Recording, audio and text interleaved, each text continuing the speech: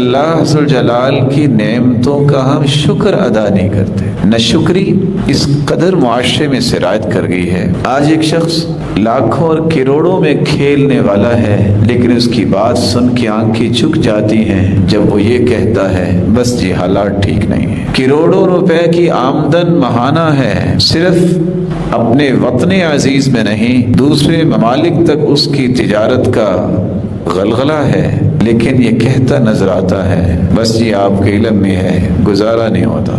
اللہ تعالیٰ نے طرح طرح کی نعمتیں دی ہیں، لیکن یہ مسکین رات کو گولیاں کھا کے سوتا ہے. یہ اسٹیٹس کی دوڑ، یہ اپنے نام کی بلندی اور اس کے چرچے کی دوڑ نے انسانیت کو اندھا کر دیا ہے.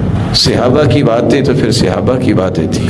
سیدنا علی رضی اللہ تعالیٰ عنہ کہا کرتے تھے دنیا کے اندر اگر کسی کو یہ بات سمجھ آ جائے تو کبھی وہ پریشان نہیں ہوگا. پوچھنے والے نے پوچھ دیا کہ صرف ایک بات ہی؟